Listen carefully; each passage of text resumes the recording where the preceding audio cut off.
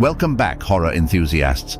Tonight we have a spine-chilling tale that will make you think twice about your dorm room. Settle in, dim the lights, and prepare for a blood-curdling journey into the heart of Ashford Hall, where two friends discovered that some rooms should never be entered. Mark and Jake were ecstatic when they got accepted into Crestwood University.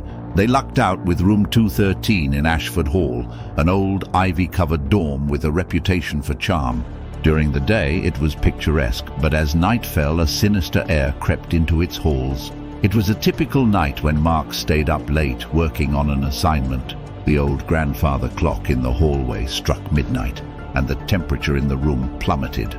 Mark shivered, pulling a blanket over his shoulders. A scratching sound emanated from the closet, faint at first, then progressively louder.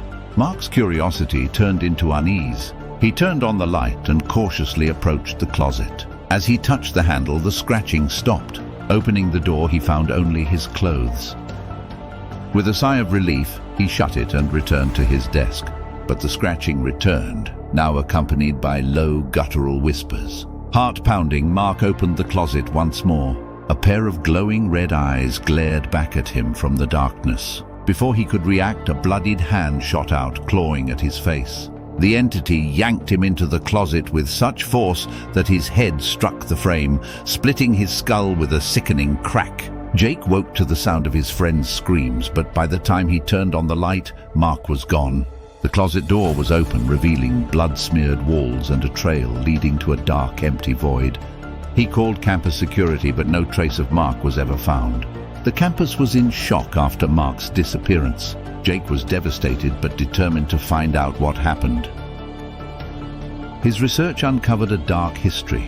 Decades ago, a student in room 213 had murdered his roommate before committing suicide. It was said their vengeful spirits still haunted the room. Armed with a flashlight and a video camera, Jake decided to confront whatever lurked in the closet. At midnight, he set up his vigil. The air grew icy and the familiar scratching began. This time it was accompanied by wet, slurping noises and the stench of decaying flesh. "Join us!" The whispers grew louder, more insistent. Jake's flashlight flickered, revealing Mark's mutilated face in the shadows. His friend's eyes were wide with terror, lips moving soundlessly. Before Jake could react, Mark lunged at him, his spectral hands clawing at his throat. Jake stumbled back, tripping over the camera as the closet door opened. A dark figure emerged, dragging a blood-soaked axe. The entity swung at Jake, cleaving his arm with a single stroke. Blood spurted in a crimson arc, painting the walls. Jake screamed, trying to crawl away, but the entity grabbed his leg, yanking him back. The last thing Jake saw was the gleaming blade descending towards his face, splitting his skull with a nauseating crunch.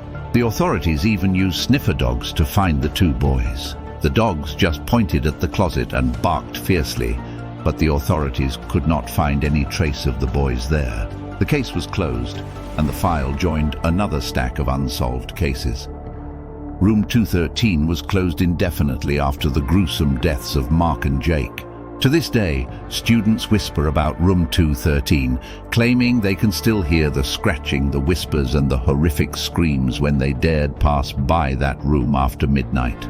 If you ever find yourself at Ashford Hall, avoid room 213 at all costs, unless you want to join them in their eternal torment. Thanks for watching, and remember, if you enjoyed this tale of terror, share and subscribe for more bone-chilling stories. Sleep tight if you can. Good night and sweet nightmares.